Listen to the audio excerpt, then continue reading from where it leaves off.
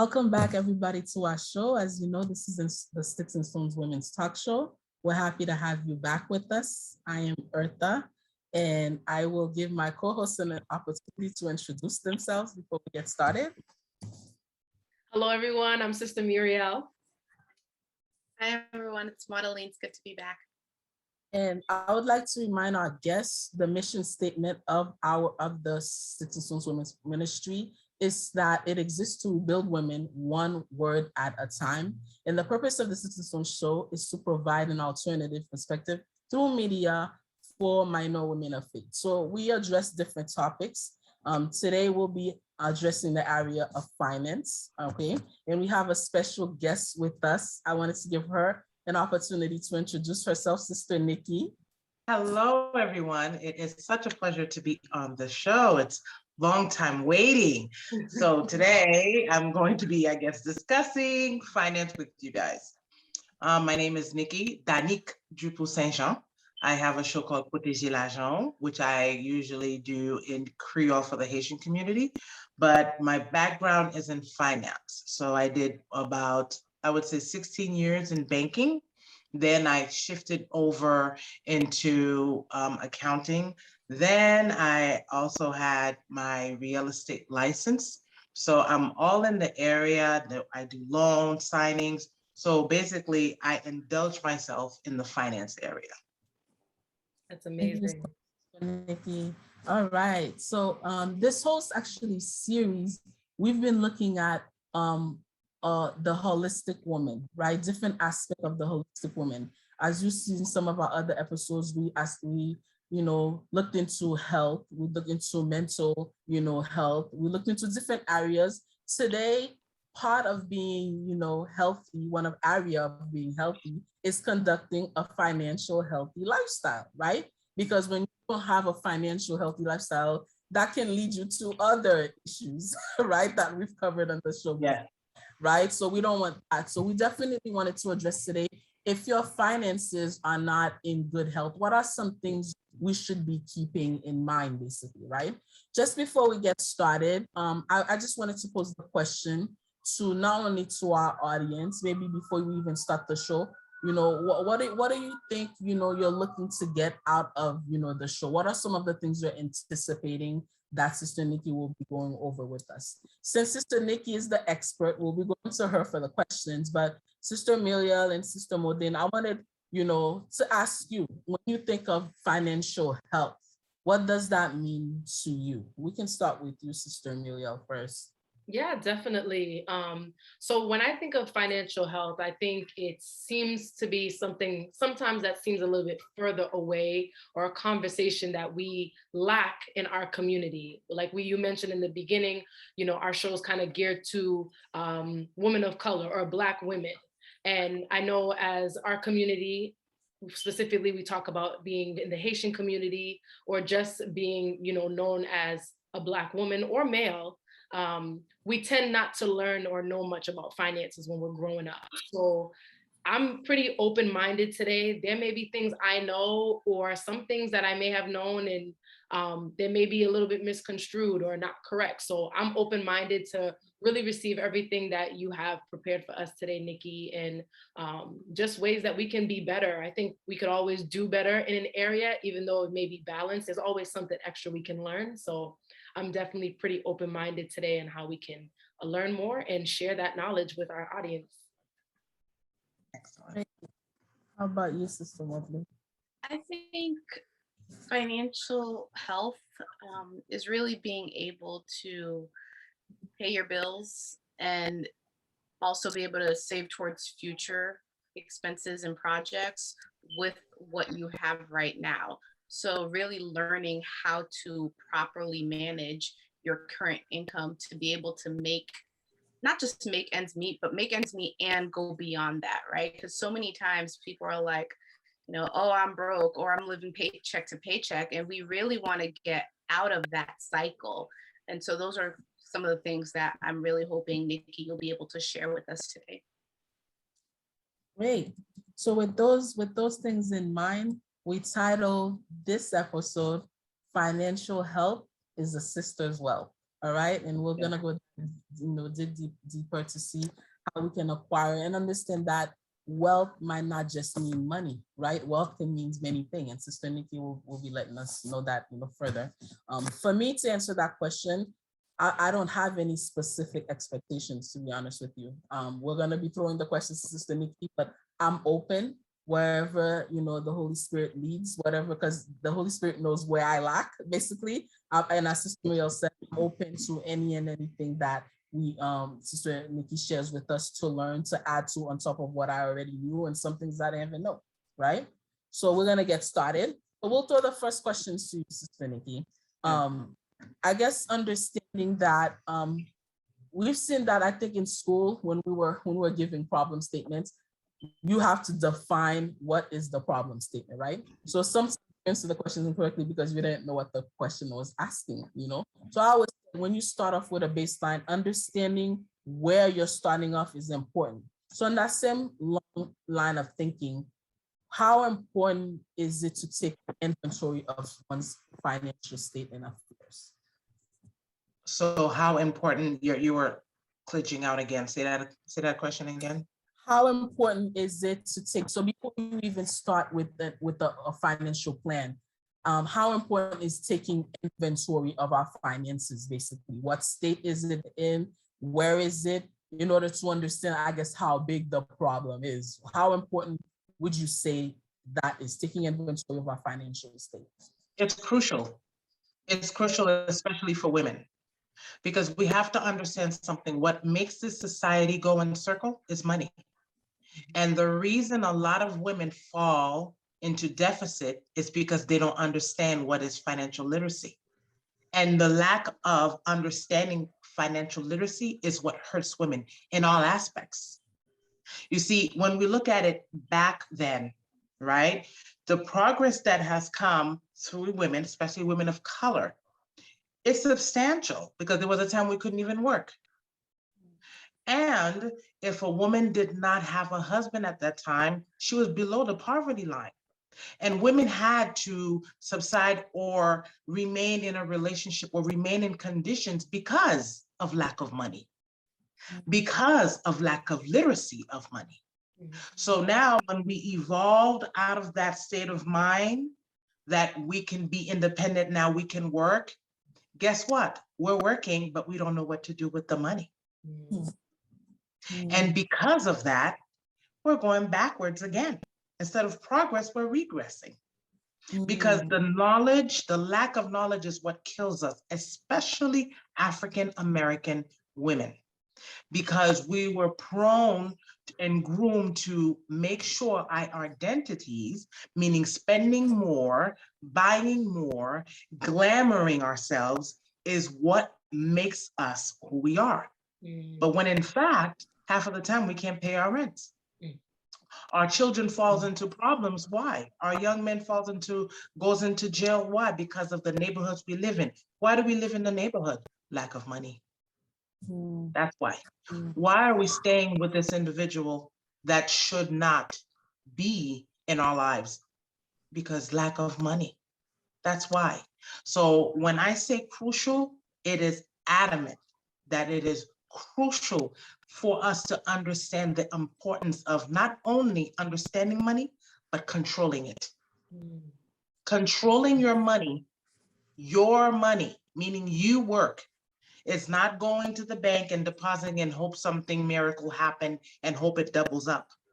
You have to do your investment. How do you do that? You read. There's so many resources out there for us that we didn't have 10 years ago. We have YouTube, we have books, we have people like Susie Orman, that is my favorite author. She breaks it down for you. How are you working on your retirement? How are you making sure if something happens to you today that your children will be okay?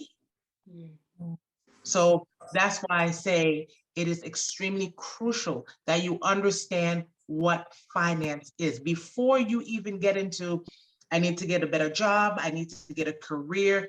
No, because you will find a woman that's in medicine, okay, is still broke.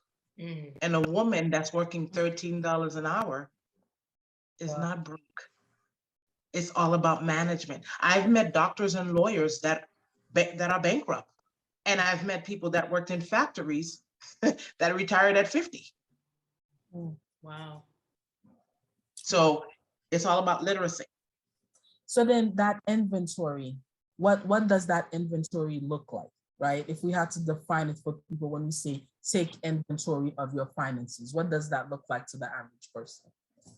The average person would be what?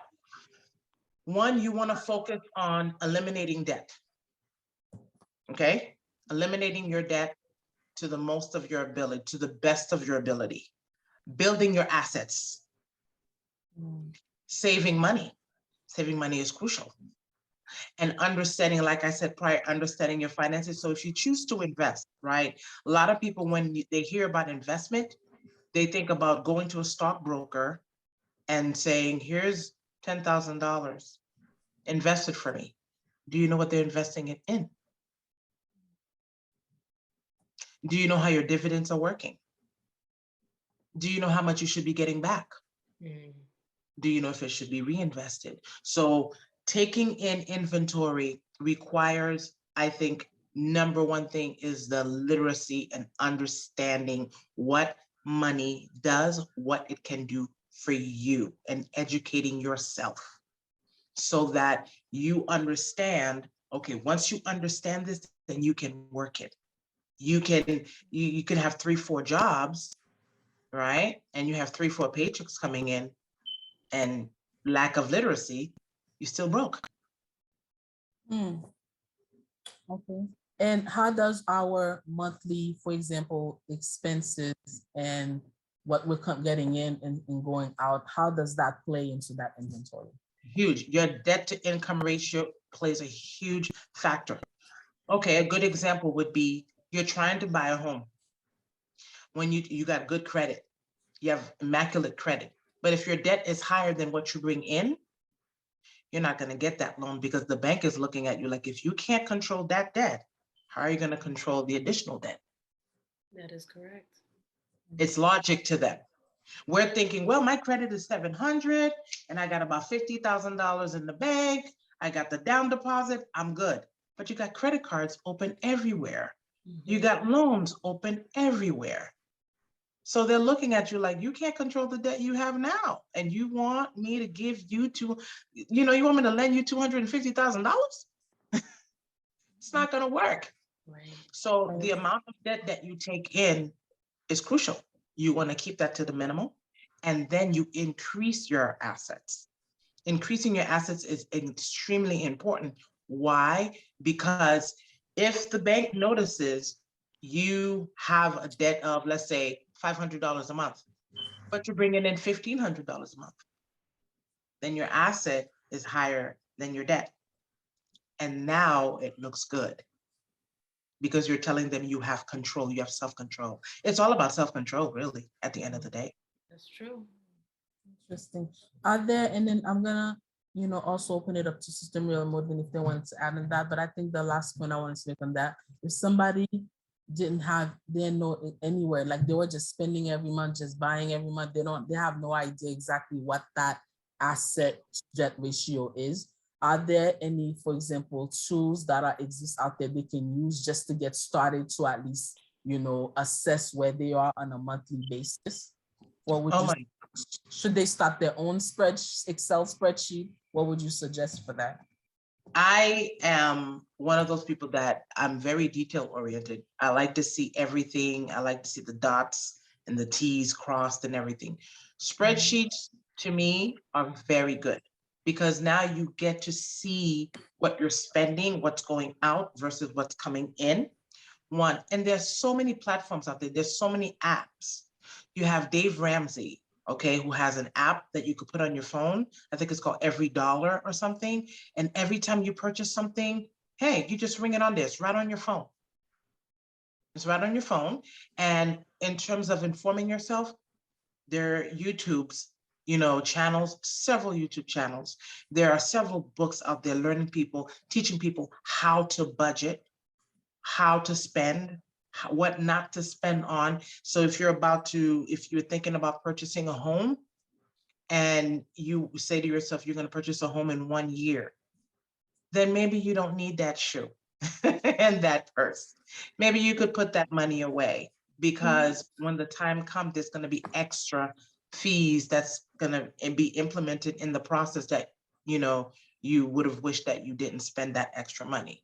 So if you're asking, are there many platforms out there? There are too many platforms. In this time and era, we often say, if I knew then what I know now, right? This time and this era, this generation have absolutely no excuse to fail when it comes to finances.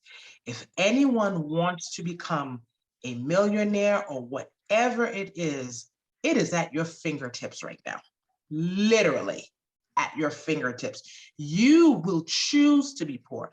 Maybe 15 years ago, 10 years ago, you didn't have the option, but now, if somebody is living below the poverty line, that's a choice that they've made. It's not because there are no resources out here. That's deep. Sister Maudlin, I don't know what your thoughts are, if you wanted to add or, pull deeper into the question.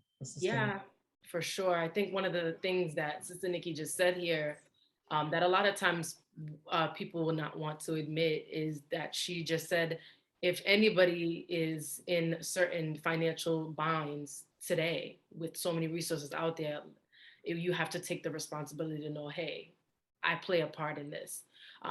We can definitely understand, kind of like what you said, where as Black women, or just as a people in general, our men, we come from a background where we didn't have a head start, so we're already kind of delayed. Where we do know there's those situations, but then there's that area where we do have some sense of control. So we have to admit, that we're being negligent with our finances. The question that I had was just kind of naming some of those things that would be considered assets for our guests. If they were wondering, okay, I know what my debts are. I know all the debts that I've accumulated, but what are some things that I can, what are some assets that I should be looking into to gain so that it can benefit us in the long term? Investing in stocks. Start investing in stocks. You could start with $5. Get yourself a Robinhood app. As simple as that. It doesn't require much. Some people think, oh no, I need tens of thousands of dollars. No, start with an app called Robinhood. Put it on your phone. Every time you get paid, start with $10. Start with $5. And just, educate yourself on the stocks out there. Educate yourself on what ETFs are versus single stocks. Single stocks is one McDonald, okay? But VDC is a group of stocks that are put together. And with that being said, you have less chance of losing money. So that's called ETFs. Mutual funds. Those are also a group of stocks that are put together. So when you invest in those things, then your money grows and they now produce something called dividends. It's like, interest that's accumulating on your money. You could either reinvest it or you can have it on the sideline and pull it out.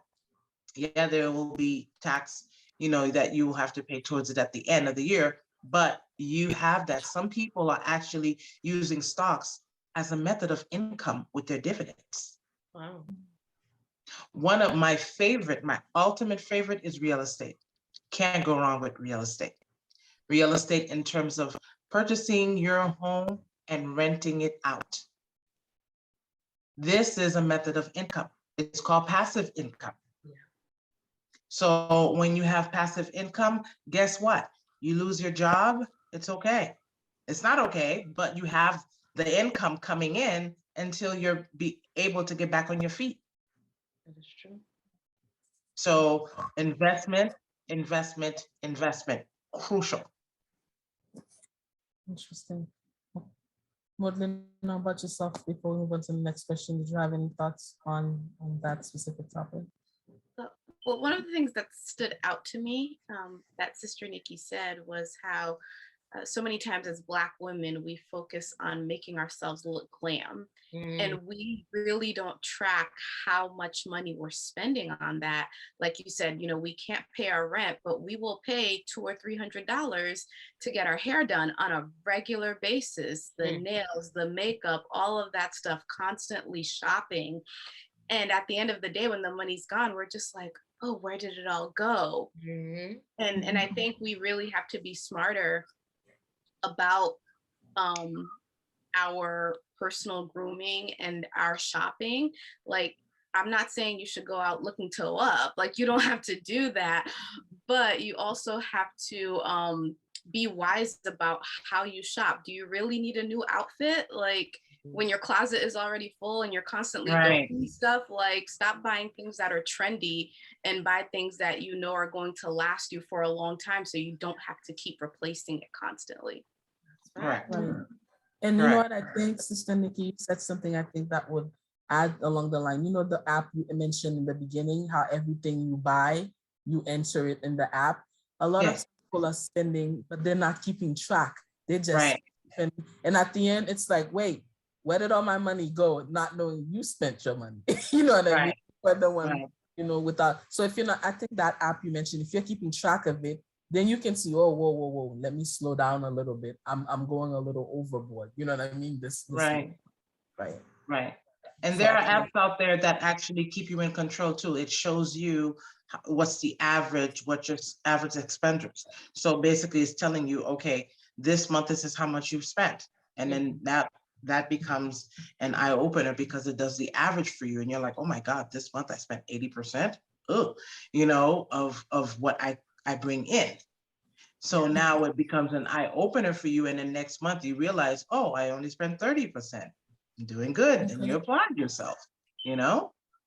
Those visuals are definitely important because when you sit, you know, sometimes, you know, you spend a little $5 here, a little $8 here, and it seems small when you're making that small purchase. But like you said, over time now you do a whole graph or a gram of everything that you spent from the beginning to the end of the month.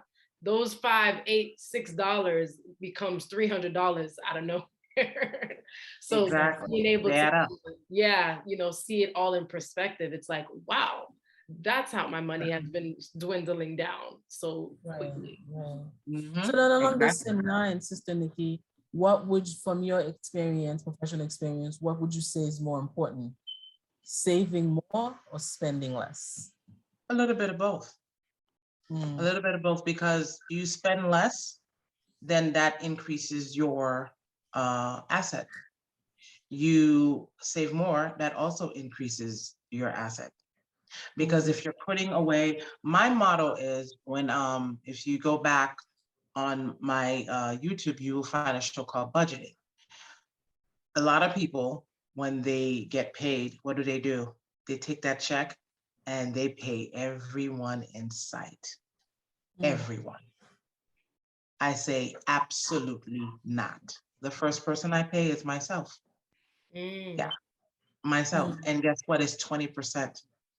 It makes absolutely no sense that I went into work and spent 40 hours and I'm paying everybody and I'm here empty-handed. So that's like you going and giving service and the person says, we have no money to pay you. And you just spent 8 hours working at their home. And then you leave and they decide they're not going to pay you. You would get upset.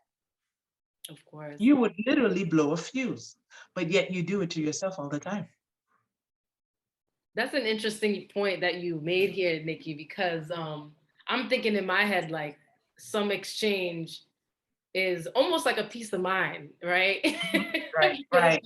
You know what? My bills are paid for. I can sleep.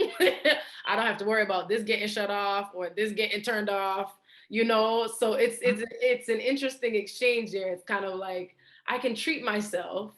Right. Or pay this bill that maybe I've been behind on, or I don't know, that needs to be, you know, that is needed in order for me to do what it is I need, whether it's driving, my insurance, you know what I mean? So definitely an interesting balance.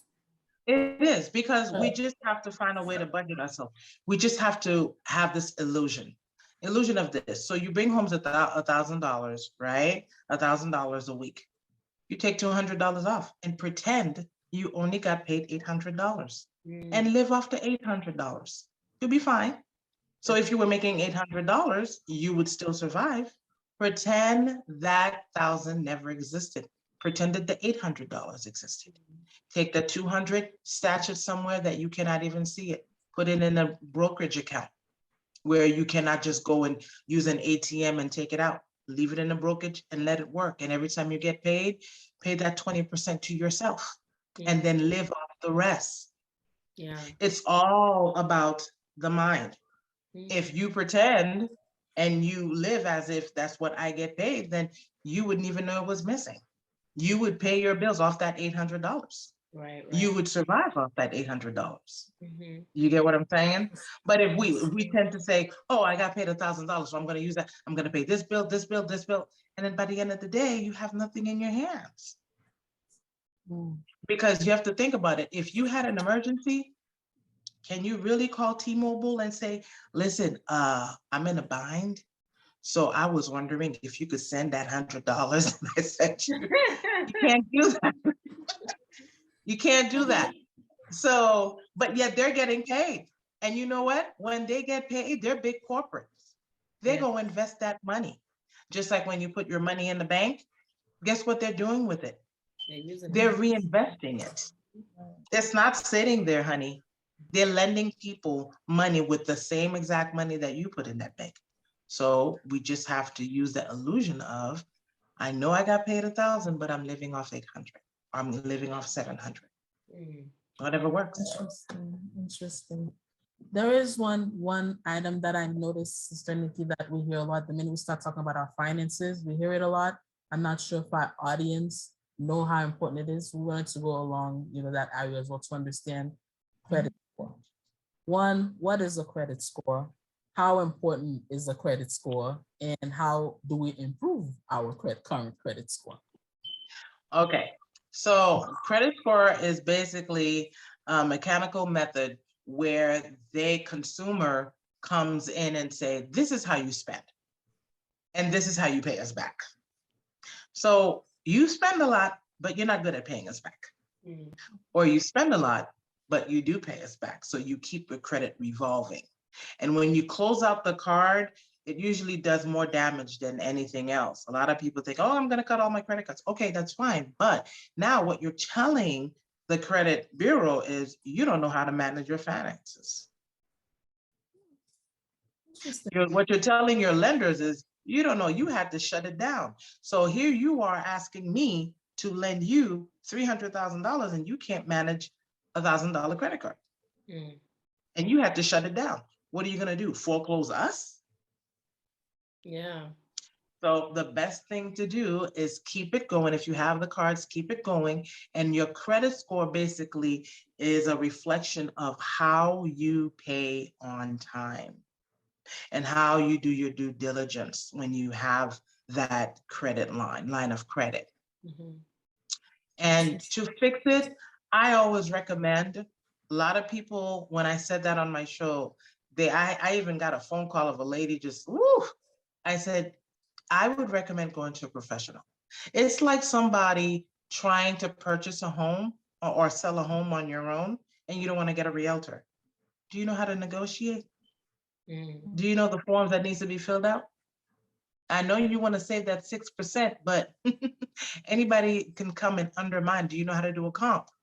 So with the credit repair, I always recommend that you do seek somebody that is licensed, that knows what they're doing, because at the same time, keep in mind, fixing your credit is very tedious because you're pulling the credit.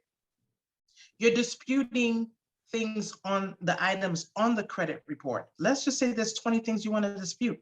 That's letters you're sending for every single bureau. Do you really have that time? You're not getting paid for it. So you might as well pay a professional. They have the time, let them handle it. They know how to deal with the credit bureau. They know what to say in their letters.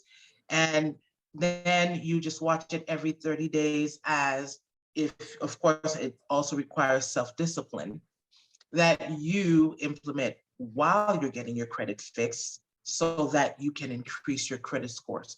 Because let me tell you, You want to buy a home without a credit, you can't do it. You want to buy a house, a car, credit, you can't do it.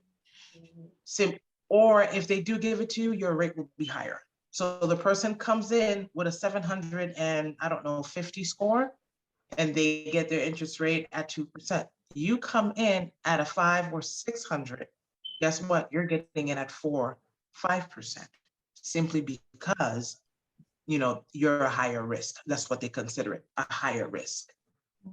And you end up So paying a it is, lot more money. right, exactly. It almost seems that a credit score is basically everything we just described before, but it has just a numerical value, basically.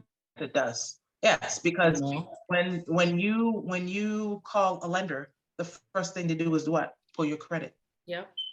When they pull your credit, they're not reading the credit, they're looking at the numbers. Yeah. That's the first thing that catches their eyes.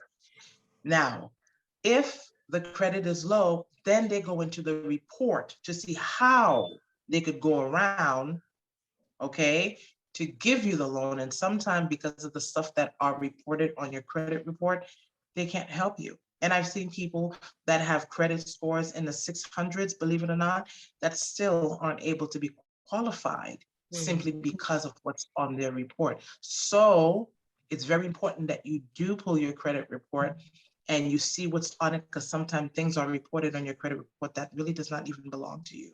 Yeah. And you need to have it disputed and removed, because it will and it can hurt you. That's Sister Mel, I don't know if you wanted to add anything along the lines on that specific topic. I'm definitely in agreement with everything that Sister Nikki is saying. I actually work in mortgages as a loan officer, so I definitely understand what you're saying in regards to, those areas. And a lot of times our own people get turned down several times because of the fact that their finances are not right and their credit is really off. I think just to add even to what you're saying is that along with budgeting and investing, I think sometimes we take on certain things that we really don't need. So let's say, I think you use, for example, T-Mobile. For some reason, we want to get the iPhone 13. That's going to take us a whole year to pay it off, plus a unlimited plan of, but your bill, you want Verizon instead of just settling for Sprint. You know what I mean? And just sometimes it's as simple as just cutting down on, in certain areas so that, you can invest that extra little bit of money that you're spending, instead of having a $150 Verizon bill, hey, bring it to I don't know, a Sprint for $50. I'm not sure if that's their amount, but just kind of using that as an example of ways that people can save as well, so that you can help in, paying off your debts or putting money aside and investing, like Sister Nikki was saying, and using that extra money maybe to pay someone to help with your credit repair. Right. Exactly. Well, I'm so glad you mentioned that, because I think sometimes we don't realize how many things we buy or subscribe to that we're not even using. Yeah. Like, if you have an unlimited plan, do you really need an unlimited plan? Like, look at your monthly data usage. And if you're only using 5 or 10 gigs a month, what do you need an unlimited data plan for? And why are you paying extra for it? Right. It's just free money you're giving to the phone company. Yeah. Yes. Exactly. Yeah. Exactly. Yes, definitely. And that thing, that's part of taking inventory as well. What we're doing that's not should be benefiting us. You know what I mean? So one of the things, Nikki, our last episode, we were actually, or 2 episodes prior, we were talking about childhood traumas. And I feel like a lot of ways that we manage money has a lot to do with our upbringing as children. So like I was saying in the beginning of when, what I was looking to get out of it, but one of the points that I made is that, as Black men and women, we come sometimes from families that don't teach us about finances. It's not until we get to college and we get a credit card and we spend and we do all this crazy stuff. It's not until we, get to our senses. Is like you said, if I knew what I knew, I would have done better, and, basically unfortunately, a lot of this stuff is just carried on knowledge. Just as much as we can share knowledge to benefit us, there's knowledge unspokenly that is passed Mhm. on, especially for us as a younger generation, where we pick up bad habits that our parents probably, had experienced, and then we end up carrying that on to our adulthood, and then Mhm. we suffer the consequences the same way, you know. Right, right, Right, right. right. Lack And of I guess, security, lack of knowledge. right. But unfortunately, um, these things that we now can learn on YouTube, they're still not being taught in school. Remember, I have a degree in finance, and when you go get a business degree, they train you and teach you how to run someone else's company, Yeah. but they don't train you how to be an entrepreneur. They don't train you how to budget Mhm. a checkbook. They don't train you anything about the importance of credit score. They don't tell you anything about investing and retirement, about IRAs, about 401ks, about 529 for your kids' college education. They don't do any of that. Yeah. You're learning that on your own in the books that somebody was inspired to write, and now you decide to pick it up and you start reading it. Oh, that's what I should have been doing. Yeah. But you could get all the degrees, you could get a master's, a doctorate in finance. You will never know about that. Mm, That's fact. interesting. Yeah. Right. I guess the last item that we wanted to cover, Sister Nikki, just as we're thinking about all these things, if we had to have some goals, right? So I guess it's three questions all in one. One, what are I'm gonna say 2 to 3 financial goals we should have? Should we be considering about protecting our loved ones financially as well, right? And if you had to give us basically a hierarchy in terms of where our money should be going in terms of percentage wise, what does that look like? Um, Percentage wise, first thing first, investing in yourself. Remember what I said. I would say invest at least minimum, not maximum, minimum 20% of what your gross income, not your net, your gross income. Okay. So now you have that covered, because now you're investing in yourself, you're investing in your future. Becoming, of course, like we mentioned before, financial literacy. So basically reading more, finding out more about what it is that you need. What are your goals? First thing first, what are your goals? What do you want to attain in 10 years? Where do you see yourself in 10 years from now? Mhm. Well, how much do you want to have? Do you want a house? Do you want to have financial security? How do you go about it? You know? And in terms of protecting your loved ones, I cannot begin to express the importance of that. So you purchase a home, right? And now you're given the opportunity to get something called a mortgage insurance, not the insurance that covers your property. Your mortgage insurance, what it does, if you were to pass away, the house will be paid for. So that means your kids would not be on the streets. A lot of people, and that is minimal. That's a lot of people are not even paying $100 for that to cover your mortgage. So with that being said, if you don't want to take that route, get a life insurance. Get a life insurance called term. There's whole and there's term. You want the term because you don't want to get a life insurance. I see a lot of people, especially our Haitians, get life insurance and then they have adult kids and they're still paying life insurance. No, we're not doing that. We're not doing that, because if you're an adult, I'm not going to pay life insurance for you. You should be set. At that point, you get that term just so that while your kids are young, if something were to happen to you, okay, then your kids would be all set. You get the amount that would cover the mortgage, okay, because that's primary. They need a place to stay, and something so that they can have leftover for their education. So now, when they have that in place, you have a peace of mind, because financial stability, all it is a peace of mind. And yes, it has to do with your health. Mhm. When you can't pay the bills, when you're worried all the time, it affects you mentally and it goes right into your bloodline. All right. A lot of people kill themselves because of the amount of stress that they have Yeah. due to lack of financial stability. One of the financial stability, especially women, they have is not knowing what's going to happen if something happens to them. If they get sick, how will their kids live? They don't have a will. They don't have anything to say, oh my God, if something happens to me, I know my kids are okay. Your first priority as a parent is to make sure your kids are okay, whether you're here or not. That's number one. Okay, it's not dishing out money everywhere, making sure you look good. No, it's making sure if you're not around, your kids are okay. While your eyes are open and you're in good health, save, invest, and create a sense of stability for yourself financially, so that if in case you are put in a situation and you cannot work anymore, you would be okay. Good points. Good points. Amazing. Lastly, I don't know if Sister Mio and Mother wants to add more. We're women of faith, right? So obviously that's going to play a big role into how we manage our finances as well, right? Everything we do, we have to incorporate that aspect in it.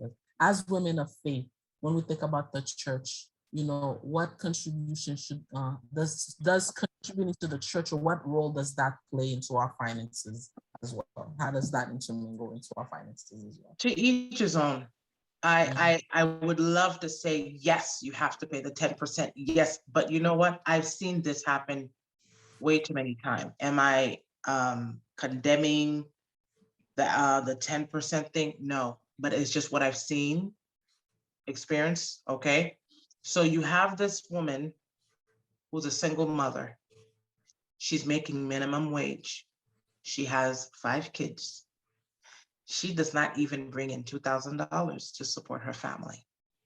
But she is so intense and feels condemned if she does not take that 10, 15% out of that check to give to the church, and yet comes back home, can't feed her kids or pay the bills. I've seen situations like this. And then when you tell them, okay, what if you reduce it to 5% only? Okay, so that you can have, so you're able to pay the light bill that has accumulated. No, because the pastor says, I understand that, but your light bill is cut off. You need the light bill. One of the things that we have to learn is we have to learn to manage ourselves in a situation where we need to understand what is a priority. Do I believe that if I don't have the money and I don't give it to the church, that God is going to punish me and kill my kids and destroy everything I have, and I'm going to be poor for the rest of my life? No, that is not my belief. That's me personally. And then you have another person that's like, if I don't give it, oh my God, it's all about here. Because remember, the Bible says he likes cheerful givers, not givers. That right there. That's it. That's it. Cheerful. You brought it up. Cheerful. Meaning, if I give my 10%, it doesn't hurt me. My bills are still paid, my kids are still fed, and we're still living la vida loca. Okay, so with that said, when I give that 10%, I'm happy. It doesn't. But when I give it, and then I have to turn around and, okay, Lord, I'm gonna give it to you and hope, because now what are you doing? You're negotiating with him. You're giving it to him in expectation that he's going to pay the light bill. God's not going to come and pay your light bill. You are going to pay the light bill. Yeah. You have to be responsible to either learn how to budget yourself in a certain way, okay? That if you can't give the 10, you give the 5. If you can't give the 5, you give 3%, whatever. Because remember, the lady that came into the temple, she gave that little thing that she had, the little amount that she had, and she just still took pleasure in that. Yeah. Compared to the others that came in and, wanted to show off the amount that they gave, that little old lady is the one that Jesus took much joy with her giving. It was sincere. Yeah. And I'd rather be sincere giving 2% to the Lord than to be frustrated giving 10%. Wow. Yeah. I know we're about to wrap up. My closing is in regards to the 10% doctrine. That's a whole nother teaching. Isn't it? But I know we're not going to be able to touch that today. But I just agree exactly with what you said. That's exactly what I was going to say as well, that we have to give joyfully. Whatever we do it unto the Lord, and we do it with a cheerful heart and not grudgingly. You know what I mean? Right. Because what kind of offering is that? Nobody wants to be given a gift and be like, here, I didn't want to give it to you, but take it. Right. As humans, we don't want that. So how much more God? So Right, I appreciate you right. bringing that out. That's kind of like my closing No thought problem. in regards to that. I fully agree. Sister Mary, I just mentioned this, but I was gonna ask for takeaways, and I think basically you basically explained one of your takeaways. Just what were some of your takeaways, Madeline, from everything Sister Nikki has just shared with us? I do really like that last point about being a cheerful giver, because honestly, God doesn't need your money. He gave it to you. It's already his. The earth is the Lord's and everything in it. And so really it does matter your heart and your sincerity with your giving. So definitely want to reiterate that point. Absolutely. Thank you for that. Thank you. Also, thank you, Sister Nikki. You're I very lo- welcome. I think what I wanted you to just share with us, and especially your audience, some resources just to help them. I think you named a few throughout the show. And also, if people wanted to reach you specifically, if they wanted to ask you specific questions, how can they? If they had specific, especially questions around your area of expertise, if they wanted to reach you, and then some resources they can use as well. Yes, you can always reach me on my cell phone, which is 678-532-6283. Okay, that's the number. You could text the questions, you could call me, and we'll discuss whatever it is that needs to be discussed. The number again is 678-532-6283. And if you go to the YouTube channel that I have, Protéger l'Argent, there is a wealth of information, a plethora of information that covers so much. And a lot of people were kind of like upset because I had it in Haitian Creole. It's because I felt it was only fair, because in the Haitian community, nobody really talks about finance. Finance is really a taboo. You don't ask anybody how much they make. You don't ask anybody how much their mortgage is. You don't ask anybody, because it's such a taboo. Whereas the American community, it's open. Everybody talks about it. You can get on YouTube and get all the information that you want. So if you do speak Haitian Creole, you could go to Protéger l'Argent, and you will get all the information and a wealth of information about everything that we discussed, and then some. It was wonderful having you today, Sister Nikki. I learned Thank you. a lot. We also like to let our audience know you can follow us in addition to Sister Nikki's page. You can follow our page, all right? Yes. It's Sticks and Stones. For our email, it's sticksandstoneswomen@gmail.com. And also we have a YouTube page, Sticks & Stones Women, so that you stay informed on not only this topic, but we have so many other topics we'll be bringing, to cover a holistic woman for this season. We thank you once again for tuning in for another episode. Stay tuned for another wonderful episode on our next show. Bye, everyone, for joining. Bye-bye. Thank you for having me.